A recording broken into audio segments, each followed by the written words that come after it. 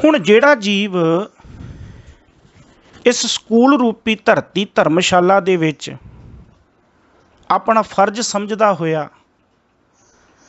अपने फर्जां नूं जानण दी कोशिश करदा है, उन्हां फर्जां ते ਚੱਲਣ ਦੀ कोशिश करता है, अपने जीवन दे विच उठण बैठण जागण सौण खाण पीण ते एक विधि विधान लागू करता है ते गैर विधानक उसकी जिंदगी दे विचों कुछ भी कर्म प्रगट नहीं हुंदा।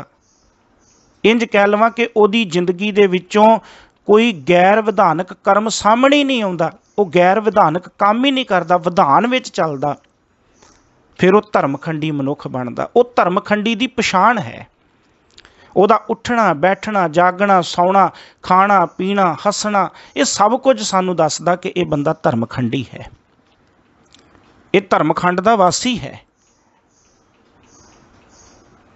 हुण साहब जी ने इत्थे पहली पंक्ति विच कहा, साहब कहंदे धर्मखंड का एहो धर्म, आ है धर्मखंड की निशानी जिहड़ी आपां पिछली पौड़ी दे विच विचारी है। ये है धर्मखंड का करतव, धर्मखंड का, सब कहते धर्मखंड का एहो धर्म है, एहो फर्ज है। ज्ञान खंड का आखो कर्म, सब कहते आओ हुण ज्ञान खंड का करतव समझिए कि ज्ञान खंड का फर्ज की आ, ज्ञान खंड विच असीं की करना, ज्ञान खंड विच की हुंदा, ज्ञान खंड विच की करीदा, ये ज्ञान खंड की है। साहब जी कहते हुण मैं ज्ञान खंड की गल, ज्ञान खंड की जो मर्यादा है वो दसन लगा, आओ समझो। ज्ञान खंड तो मुराद केवल ये नहीं कि दुनियावी तौर पर कोई पढ़ लिख के विद्या प्राप्त कर ले, डिगरियां प्राप्त कर ले, आपां कहिए जी ज्ञान खंड दा वासी हो गया, नहीं। इत्थे अध्यात्मिकता की गल है। जिहड़ा मनुख अपने जीवन दे विच रब्बी फर्जां नूं पछाणदे होए इस कुदरत दे विचों ज्ञान प्राप्त करता है, वो ज्ञान खंडी है। साहब कहते आओ मैं तुहानूं ज्ञान खंड बारे दसां। की दसदे ने साहब, केते पवन पानी वै संतर, केते कान महेश। साहब ने आरंभता इत्थों की, कहते केते पवन, साहब कहते जो रब्बी फर्जां नूं पछाणीए ना, फिर उहदी रची हुई इस कुदरत दे विच विचरदियां, ये ज्ञान खंड दे विच विचरदियां ज्ञान प्राप्त हुंदा है कि वो अकाल पुरख परमात्मा की ये जिहड़ी रची हुई रचना है, इहदे विच एक प्रकार की हवा नहीं, पवन कहंदे ने हवा नूं, कि इत्थे एक प्रकार की हवा नहीं। ये ज्ञान मिलता, ये बोध मिलता कि इत्थे कई तरह दीयां हवा ने, इत्थे कई प्रकार की वायु है, बाहर की हवा है, कई रूप ने, वख-वख तसीर है उस हवा की, असर भी अलग अलग है। कोई हवा मार दिंदी शरीरक तौर पर, कोई जीवन दे रही है।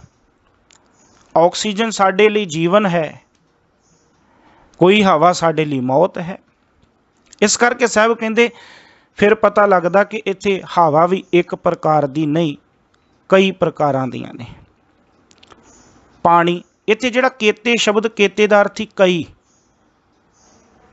फिर पानी, ये केते शब्द हुण पानी नाल भी लगेगा, केते पानी, पानी भी कई तरह के ने, पानी भी एक तरह का नहीं।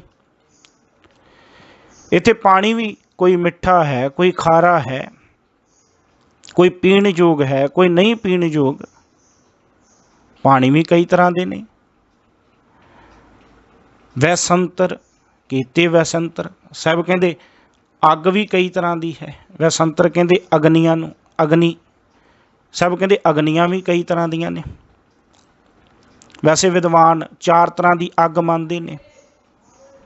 कहते हवा भी कई तरह की है, पानी भी कई तरह का है, इस तरह अग भी कई तरह की है। जिहड़ा साडा शरीर है ना, इहदे विच जठर अगन है,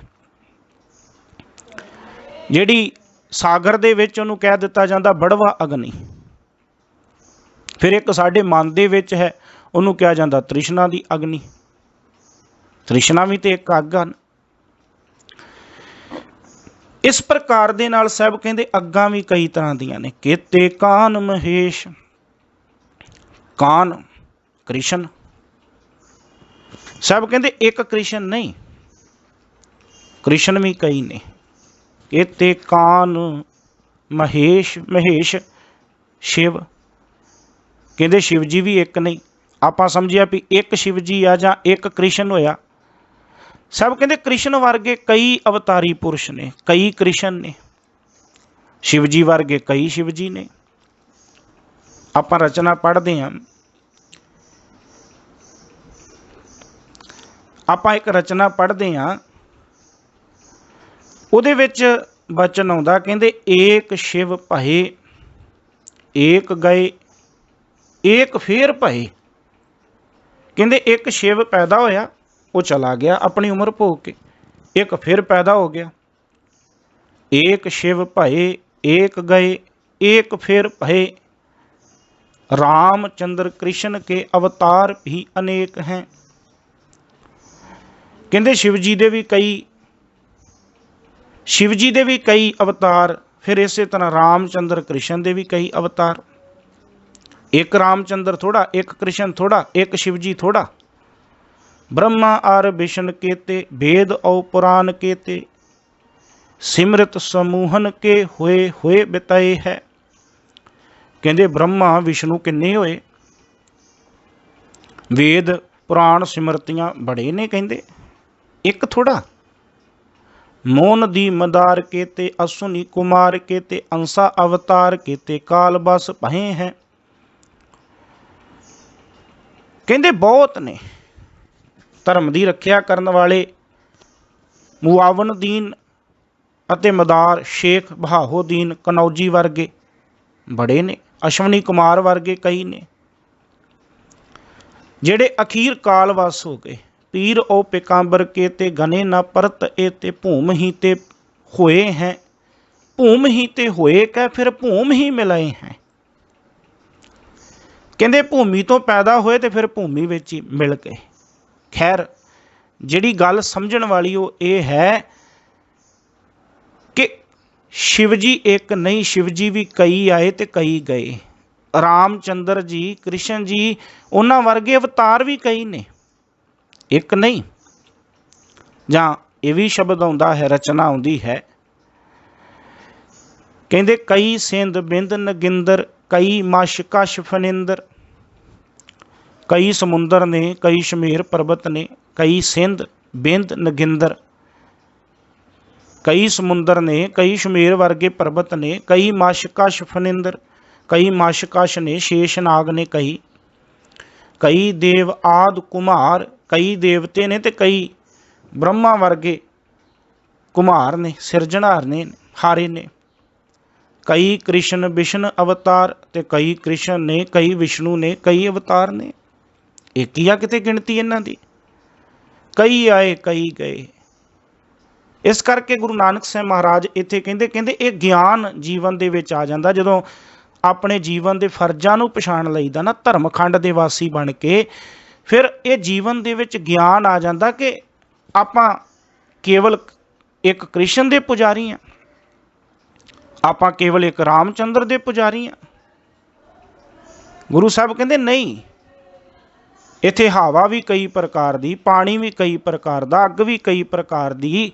इस तरह केते कान महेश, केते कई कृष्ण ने ते कई शिव जी ने।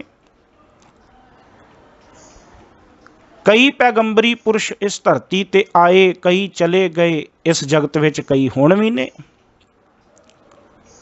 इस करके इन्हां दा कोई अंत नहीं, इन्हां दा कोई भी अंत नहीं। मैं बेनती करां